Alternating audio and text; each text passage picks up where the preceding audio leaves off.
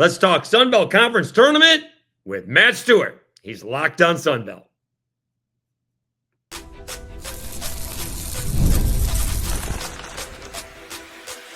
You are Locked On Sun Belt, your daily podcast on the Sun Belt Conference, part of the Locked On Podcast Network, your team every day. All right, as promised, Matt Stewart with the call of the Sun Belt Conference Tournament on ESPN Plus, joining us on today's episode of Locked On Sun Belt. We'll get to him here in a minute. Does he believe that the Sun Belt Conference Tournament is as wide open as I believe it is? We'll talk about the great job that Preston Spradlin did at JMU, but maybe not quite as obvious. Cornelius Jackson. Really, the Marshall Thundering Herd came in towards the end of the season, and I believe they have as good a chance as anybody, actually, and is in that top 4, top 5 grouping that can win this tournament. We'll talk predictions. We had some breaking news that happened during the recording of the podcast. The Player of the Year announcement came out. We'll talk about that as well. Lots to go over. And, of course, I asked Matt Stewart, should South Alabama be considered the Sun Belt regular season champs? We all do that next with Matt Stewart, as he's got the call of the Sun Belt Conference Tournament, and he is locked on Sun Belt. All right, Dave Schultz, Locked On Sun Belt, your teams every day. Welcome to another episode. As promised, Matt Stewart on the episode to preview the 2025 Sun Belt Conference Tournament. He does a great job and then unfortunately gets bumped for the championship game. We are lobbying for him to do the championship game, but it is one of those things. It is what it is. Appreciate your time, Matt. You're always gracious with your time right before, whether it be the baseball championship or the basketball championship. We'll see if you want to step into the hornet's nest like I did. Despite the 4 co-champions all tying, I did claim that South Alabama is your regular season champ based on the tiebreaker. And when I broke it down, it really wasn't actually that close. They beat JMU by 1.5 games. They beat Troy by 2 games, and they actually beat Arkansas State by 4 ball games by that tiebreaker between the 3 teams and Marshall when you included them. Your thoughts on that? Why do you do this to yourself? Just Right. they're the 4 co-champions, Right. and South Alabama's the number 1 seed. I mean, and that's just the way it is. I mean, I get where you're going. Because of the tiebreakers, and we can have this. And this is not the first time this argument has come up in this conference or other conferences. Heck, in the Southeastern Conference, women's basketball, they did a coin flip to figure out who the number 1 seed would be. So, in reality, it's really kind of the best of all worlds here. Everybody gets to raise a banner and say they're the champions, Which I don't have a problem with. They can call themselves or they can just call themselves champions. Right. At the end of the day, what's really going to matter is who wins this tournament, because that's the team that's going to be recognized by the NCAA as the champion. Now, I had the same thing happen to me during baseball when they announced that South Alabama was the preseason favorite to win the baseball championship, and I called them the reigning champions. And the Raging Cajun people got all up about it because they won the regular season title. My argument is this. I understand you're the regular season champion. The champion that's recognized by the NCAA as entry into the tournament, which is the number 1 goal. Right. Every coach will tell you, what's the number 1 goal? Get in the tournament. The one that's recognized is the team that wins the tournament championship. So it was Southern Miss. Yes, it was the Raging Cajuns and Southern Miss. I saw all that play out. Southern Miss got in with the automatic, and Louisiana got in at large. Correct. But the champion that was recognized by the NCAA is the one that wins the tournament. Same thing here. The real champion, call yourself. You can have 4 co-champions. That's great. That and a cup of that, and $5 gets you a latte at Starbucks. But I did say, if you want to get in the NCAA tournament, and that's the number 1 goal of every one of these teams, you got to win this tournament. Now, I did say technically they're all 4 co-champions, but based on the tiebreaker, I believe that South Alabama is the regular season champs. I'm not the one handing out the rings. I'm not the one raising the banner, and I don't get any more money, right? Now, the coaches probably have a signing bonus in their contract, right? The players may or may not get rings based on that. And, the schools can, make hats and T-shirts claiming to be champions. That's all fine and dandy, okay? That's exactly right. But I bet you if you got them in a private moment, all right, they're not going to do it publicly, but Brian Hodgson of Arkansas State knows he went 1-5 against those other 3 teams plus Marshall. He knows it. He knows it. They know it. All right. Yeah. And at the same time, all of these teams, although maybe not Marshall so much, but they all had a shot at winning this thing, right? JMU and South Alabama both lost to Texas State in San Marcos. Troy lost to the Cajuns. And after they beat Arkansas State, right. one of the biggest wins of the year in the regular season in the Sun Belt. Right. And then they came home and got beat by the Raging Cajuns, who are the number 11 seed in this tournament. And Arkansas State, they lost actually a handful of games, but Arkansas State had a shot at all this, and they lost to South Alabama. So. And while you sing the praises of South Alabama, not taking anything away from South Alabama, the number 1 seed, blah, blah, blah, they're the only team in this conference that lost to the number 14 seed ULM twice. In a week. Right. In less than a week. In the same week. That's correct. The ride, it is inexplainable. The ride that South Alabama has been on from they're going to be a number 1 or 2 seed to not making the top 4 seed, right? They went from being number 1 seed to they're not going to be a top 4 seed after getting swept. Then they're going to be the number 1 seed again. Then they're going to be a number 2 seed, and now they're back to being top seed. It has been talk about a roller coaster ride for South Alabama, and that leads us. That's why he's Matt Stewart, going to be on the call of the Sun Belt Conference Championship Tournament. He knows a segue when he sees one. That's why I believe this tournament is completely wide open. I think any of the top 4 teams can win this thing, and I put Marshall in there. I know you have a hesitation that a team's going to win 4 games. Admittedly, that would be tough if it's Marshall against JMU, but if Troy sneaks in there, it's not going to be nearly as difficult against a team that's already would be playing their 3rd game compared to playing their 2nd. Well, everything you just said, I totally agree with. Top 4 teams, it's wide open for those top 4 teams because of this tournament format, because of the format that they adopted this year. It heavily favors the top 2 and also the top 4, the top 2 especially. Sure. And then the top 4.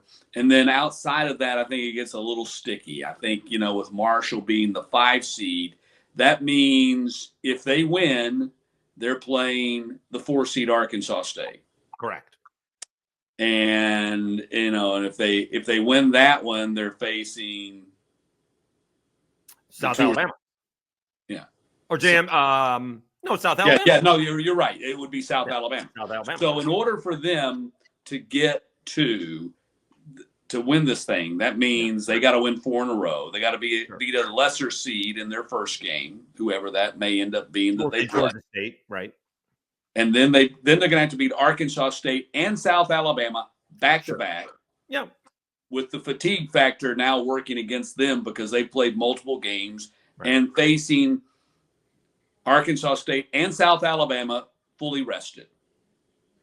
And then if they do all that, they got to beat probably, it's either, the 2 or the 3 playing in the championship game, Troy or James Madison, and do that in 4 days. So that's why I say it.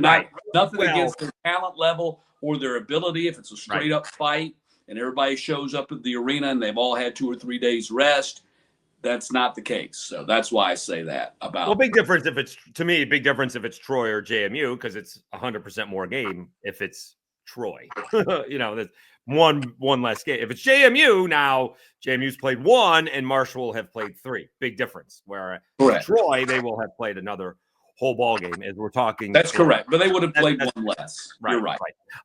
And the reason, as we're talking to Matt Stewart, he's on the ESPN Plus call of the Sun Belt Conference Championship. The reason, and not some recent games notwithstanding, especially what both teams did, JMU and South Alabama did against Texas State, I don't think there's this high-powered up and down team. Arkansas State can get that way. but these teams are generally defensive laden. Even South Alabama on the offensive side is methodical offensively. They actually have an issue trying to get fast shots when they're behind. They're not very particularly good at that. And that's why I think all these teams are so close, because when you are playing a defensive-minded game, sometimes these games can come down to one or two possessions, and those things can go either way, as we have seen with Troy or South Alabama throughout the year. App State, the bottom has fallen out of them, having lost a handful in a row.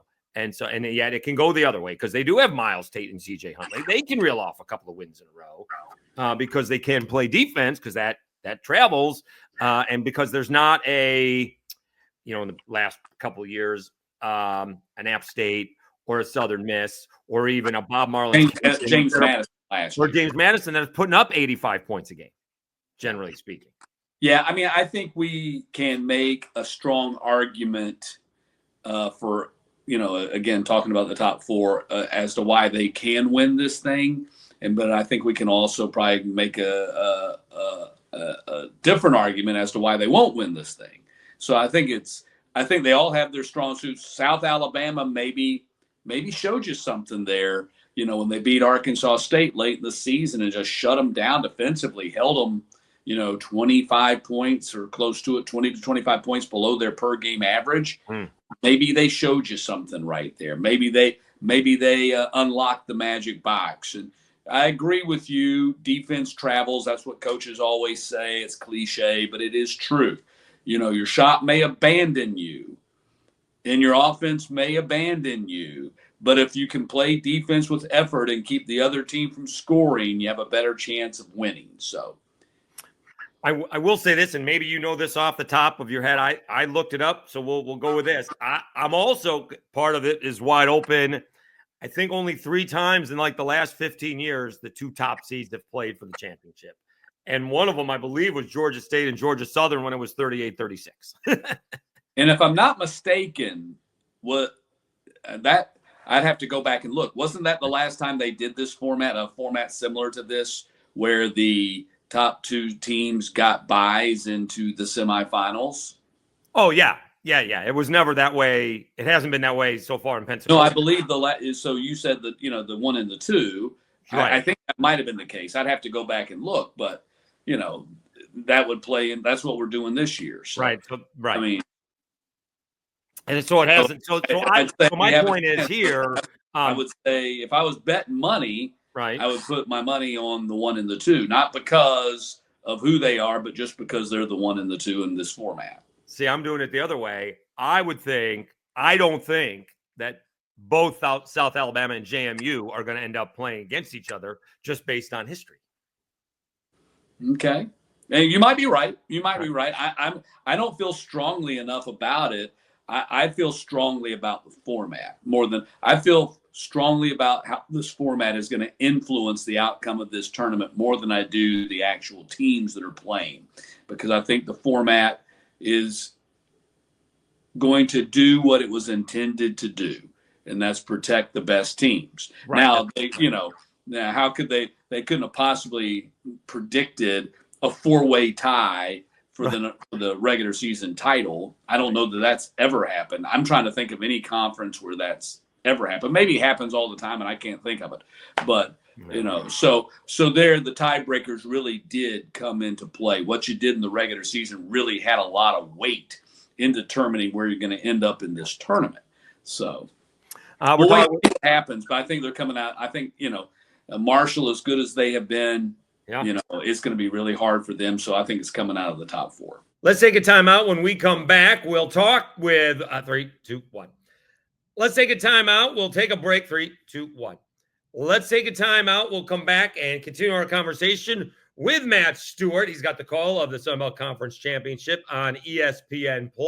We'll talk about the great job that Preston Spradlin did, along with Cornelius Jackson of the Marshall Thundering Herd. We will do that after I tell you about Supply House.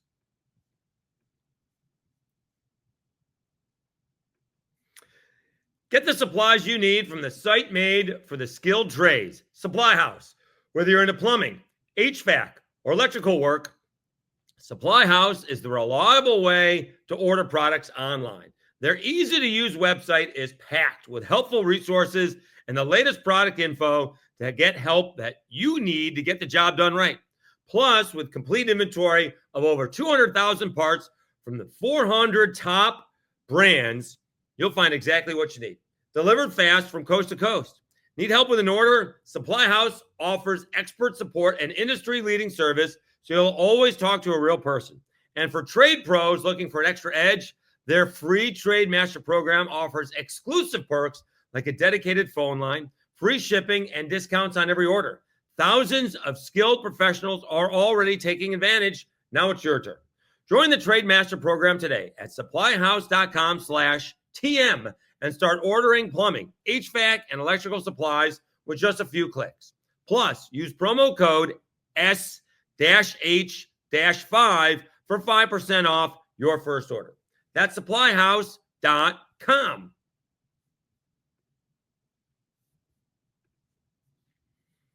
All right, Dave Schultz, Locked On Sunbelt, your teams every day. We continue our conversation with Matt Stewart. He's on the call of ESPN Plus's coverage of the Sunbelt Conference Tournament in Pensacola, Florida, tipping off later tonight. And we talk about the great job that Preston Spradlin did with JMU, but maybe Cornelius Jackson of the Marshall Thundering Herd being a little bit overlooked. We're talking with Matt Stewart. He's got the call of the Sunbelt Conference Championship on ESPN Plus. Game starting tonight, actually, starting the coverage of the two games every day. No, don't have any days this week where we have 4 games as we've done in the past, and then a day off. It's going to just be 2 games for 6 straight days. Okay. All right. Great. All right. Good to know. I did spell his name wrong. That's a me problem. I apologize. But so JMU, had that chance to win, and maybe we've seen their ascension. They had that 5-game conference winning streak snapped by the MAC. They had the 5-game winning streak period snapped by the MAC game, and then almost had an 11-game winning streak coming into this conference tournament, but lost against Texas State. And I'm not sure Cornelius Jackson Marshall is getting nearly enough pub the way Marshall has played down the stretch. The only issue I had with JMU is that the softness of the schedule got really soft. You could see it coming when they beat Troy. And I was actually surprised they were favored against Troy, but they were playing them at home. That it was just not a difficult schedule outside of being on the road. And then Marshall, same thing. They beat Arkansas State at home. They took South Alabama to overtime. I think they did lose, as coaches say. They lost the same game twice. They went to the Cajuns, and they lost that South Alabama game twice. They kept that on their mind, and then they haven't lost since. I think Cornelius Jackson, replacing Dan D'Antoni, has done a fantastic job. Took a little bit, but that's normal for the job that he's done there in Huntington. Yeah, I think you make a great point. You make a great point about Corny Jackson, what he's done there, and has had a good season. I think Marshall, the last couple they've been in this league 2 years, and both years it's been a little bit of a disappointment. 2 years ago they had just an absolutely outstanding team, and they got bounced, I think, in the quarterfinals, and then they get knocked out again last year. They did win one. They were a 10 seed. The disappointment last year was different than the disappointment the first year. The first year, they came here, you were thinking they got a chance to win this thing, right, and they got bounced in the tournament. I think they in their first game. And I think, it might have been Texas State that did them. And then last year they beat Georgia State in their first game, and then they got beat in their second game. So he has taken that. He has taken that, and with a different team, Obina and Achille Killen is back, and he's going to be the defensive player of the year in this conference. And he's been a big factor, and Mingo, and their point guard, has been a big factor in their success this year. So he has done a tremendous job. Going back to what you were saying about the schedule, though, they don't play East and West divisions anymore. Right. But the schedule is still an East and West Division schedule. Generally speaking, yeah. The teams that traditionally were in the East Division are facing those teams from the West just once. and teams in the East twice, and the vice versa. So, Arkansas State was playing Troy and South Alabama twice, whereas James Madison was playing Arkansas State, Troy, and South Alabama once. Right. So there, that's the way the schedule works, and maybe it's because the strength of the conference is in the West. Certainly, you look at the 4 teams that ended up tied for the conference championship. Right. Three of them were from the traditional Western Division, and we're playing that same kind of schedule still. Yeah, but they were playing the Coastals and the Georgia Southerns and the ULMs they were playing the bottom of the conference to and to your point, they played Coastal twice and they played Georgia Southern, although Georgia Southern ended up having a strong final week and played themselves out of the bottom 4. Old Dominion hit the skids late. And they were at one point they were 7-5 in the conference, and they ended up, I think, losing their last 4 or 5 in a row, or they won their last one. They lost 5 of their last 6. But yeah, there you go. There are some dangerous teams. We're talking to Matt Stewart. He's got the call of the Sun Belt Conference tournament. The Cajuns. I'll tell you, the one that's dangerous is Texas State. Texas State is dangerous. All of a sudden, they're the Golden State Warriors. They're scoring 90+ a game. Yeah, ODU is dangerous. There are some dangerous teams. I'm not sure they're going to go on a run like Texas State did a couple years ago. The format will let them. But I think there are some teams that, if you're not careful, they're going to knock off a higher seed. I call this format the anti-Texas State format. Because 2 years in a row, Texas State is a low seed. Right. I think below 10. I forget exactly. I think they were 11 last year. But twice they've gotten to the quarters, and they benefited from the days off. The off days. And they've taken advantage of that. And so I jokingly, no offense meant for the Bobcats, I love TJ Johnson. He's one of my favorite coaches. But they go in this year as the 8 or 9 seed, something like that. Forgive me for not having them memorized, but they're right. They're in the middle of the pack. But I jokingly call this the anti-Texas State format, because they've been able to make runs from low seeds into the quarterfinals 2 years in a row. Do you think it makes a difference that there won't be any, late night finishes and then playing early the next day type of deal? Because like you said, there's no day games. That's another factor. But most of the time the brackets are such that, it's not like baseball. As you know, in baseball, you might end up playing until 2:00 in the morning and then have to come back and play at 9 a.m. the next day. And of course, you're done. You're toast. Right. But the brackets usually set so that you sometimes do have a little bit of a time crunch, but nothing extreme like you do in baseball. And now, with there being no 4-game days, you should be good. I mean, the earliest you can play is 5:00 Central Time and 7, and then the second game, men's games are set. The men's games are 5 and 7:30 Central Time. Let's take one more time out. We'll come back. We'll wrap up our conversation with Matt Stewart. He's got the call of ESPN Plus's coverage of the Sun Belt Conference tournament. We make our predictions, and during the recording of the podcast episode, the Sun Belt Player of the Year and Coach of the Year came out, so we'll talk about our thoughts on that as well. Do that right after I thank you again.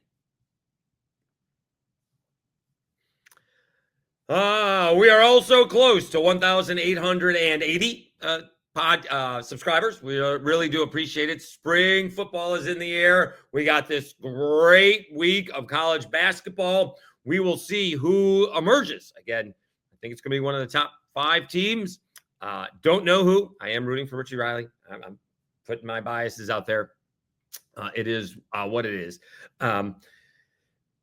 But I do appreciate it. I thought we had a great baseball over the weekend. We'll see if the Cajuns rebound. That was ugly out west. It is what it is as well. There's nothing more can be said about that. But Southern Miss looks good. Coastal looks good. Georgia State's off to a good start. Troy is off to a great start. And I'm wondering about that Penn series. And Southern Miss is taking on Mississippi State again. We'll see how that goes.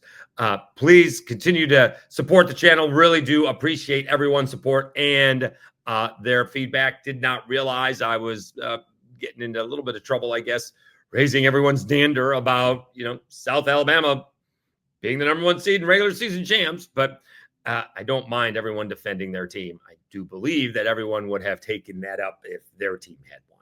But it is what it is. You're the number 1 team. You win the tiebreaker. You're the regular season champs. That's in my book. That was yesterday's episode. Let's finish up today's episode with Matt Stewart of ESPN+. All right, Dave Schultz, Locked On Sunbelt, your teams every day. Matt Stewart with ESPN Plus's Sunbelt Conference Championship coverage from Pensacola. We do talk about the Player of the Year. The announcement was made during the recording of the broadcast. It really could have gone to a numerous amount of people. There was not one dominant player this year, as there has been in years past. Tough to argue with the person who got it. We'll talk about that. Don't want to ruin a surprise. You know who it is by now, I'm sure. And the Coach of the Year, also not a big surprise with that either. And then we talk about predictions. All right, I make one. I guess I don't make one. Well, you'll find out, as Matt's not going to make one either because he's got the call of the game. All right, that's not fair to put him on the spot. Although he does generalize it, and he kind of has been saying that for a few weeks now, if you've been following him on social media as well. So we do wrap it up. He is Matt Stewart. He's got the call of the Sun Belt Conference Championship on ESPN+, and he is locked on Sun Belt. We are talking with Matt Stewart. He's got the call of the Sun Belt Conference Tournament, ESPN+. We have breaking news that we usually don't do on a recorded podcast. So this news is already out. All right, and I'm gonna ask you. I'll pose the question to you because I don't know who it could be because I thought this would be wide open. You mentioned Akili Keelan could be and should be the defensive player of the year. I was going to ask you, who do you think was going to be the player of the year? I don't know if you know who that is already. I do know who it is. Okay, so who did you think that was going to be the guy, or who could it have been? I would think that. I think I can spill the beans because. Well, you can absolutely spill the beans. I was going to ask you, who did you think it was going?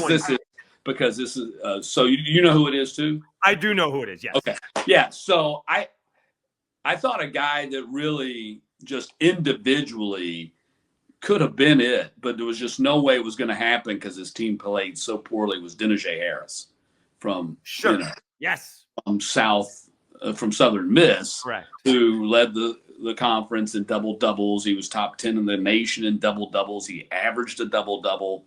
I thought he had a great season, but there's no way it's going to happen when your team only wins 5 conference games. I thought he had a great season. So beyond that, I think it's a very tough choice. There's no clear cut, in my mind, favorite. The person they're going with, yeah, I'm good with that. All right, so they went with Tayton Conerway from Troy. 6th man of the year a year ago, player of the year this year. All right. Well, who is it? Him and Ned Martin with their umpteenth years in the Sun Belt. They could name it the Conerway Martin Conference. They've been in the conference forever. Again, one of the, I think Barry Dunning Jr. kind of came on a little bit late. Well, he had the 46 piece. I mean, that's hard to ignore when you drop 46. Correct. But, he came on a little bit late, I think, and I heard this. You need to find out what the statistic is because his stats don't show it. But I think Pat Greenwood mentioned it. He hit his first 3-pointer and then missed like his next 30. I think it was closer to 28, but nonetheless, he's shooting in his, like 40% or 42% for his last 85 3-pointers, something like that. So it's a ridiculous. So let me ask you the question: who would you have voted for? There's nobody out there. There's nobody sitting out there who averaged 22 or 23 points. There isn't. You know what? I'm going to field. Everybody's stats are pretty much the same. I love the double-double. I'm a sucker for the double-double, so that's why.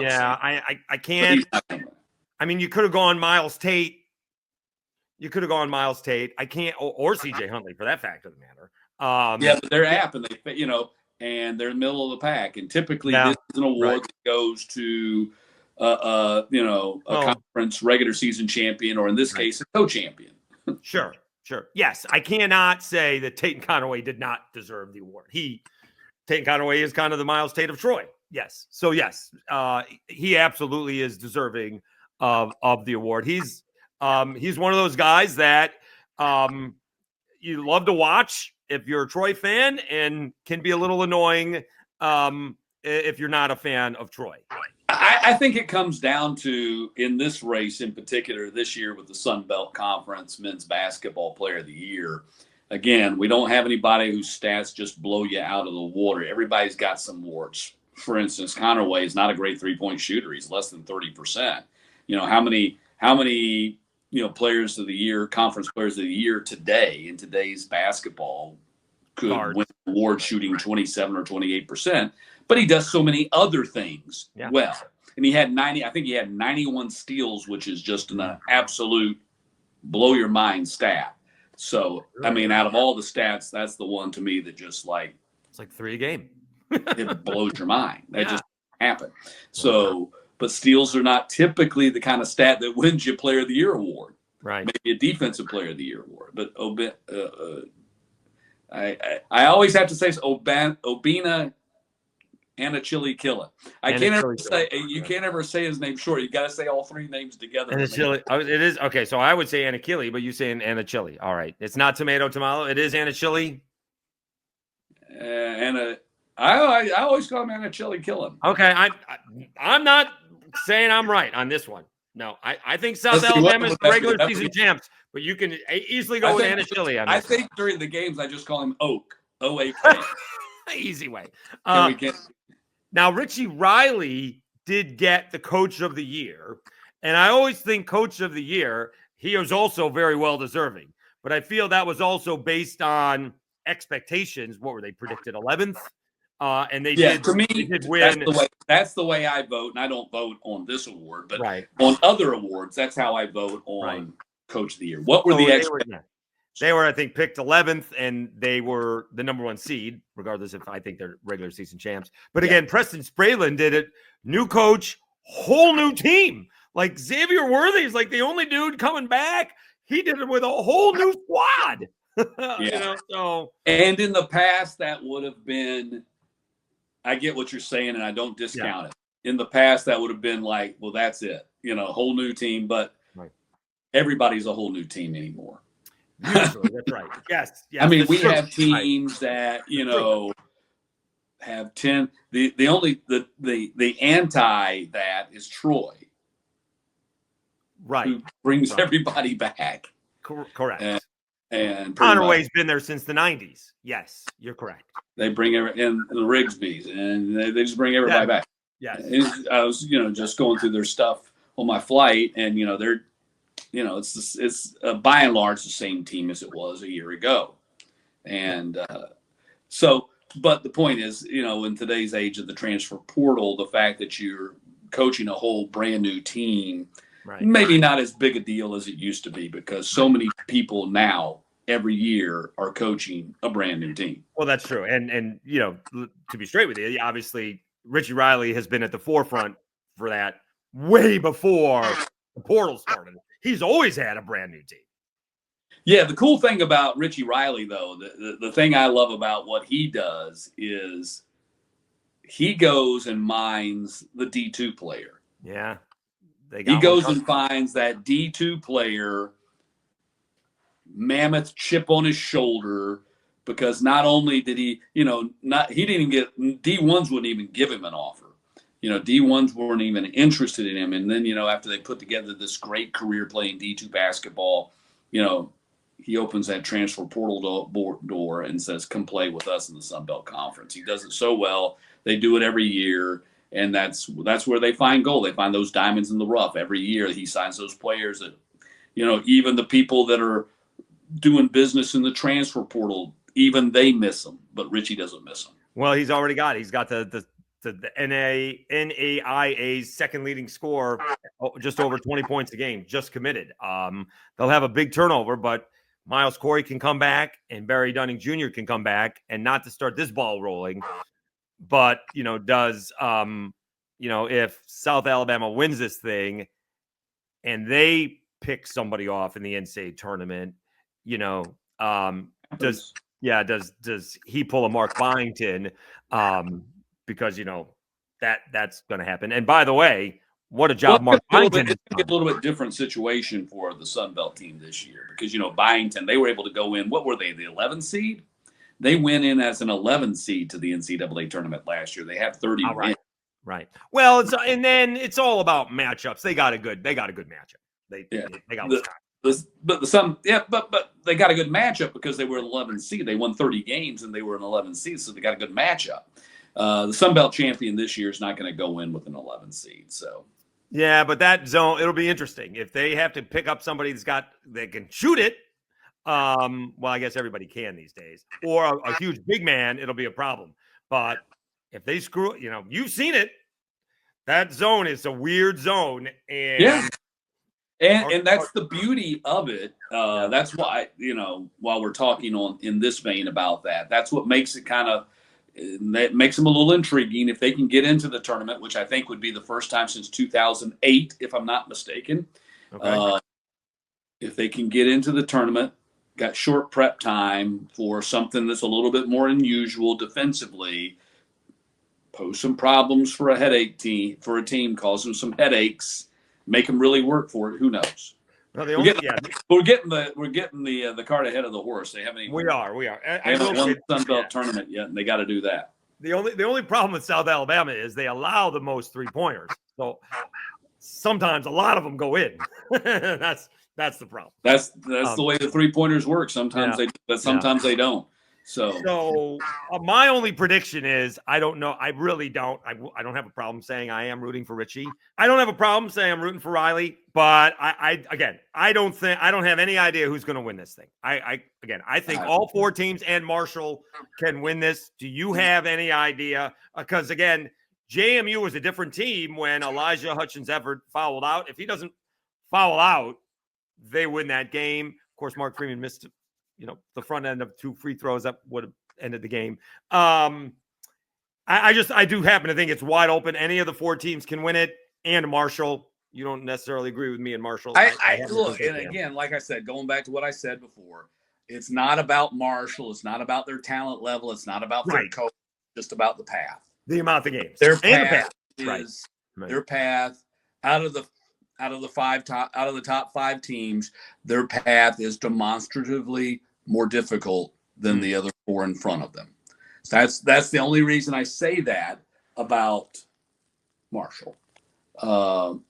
And I'm not making a prediction. I'll say this, Troy, it's about time for Troy. And I'm not saying that to put pressure on Troy, but they've been here. They've been in this position before. They've had, I think this is the 4th consecutive season, and they're the only team in the conference that can say this, have won 20-plus games in a season and 10-plus conference games. So maybe it's their turn. Maybe it's their turn. Right. Maybe this is their time to do it. Well, they did. Yeah. And we mentioned South Alabama. They got the freaky defense. You see Arkansas State. They got the firepower. They got the star power.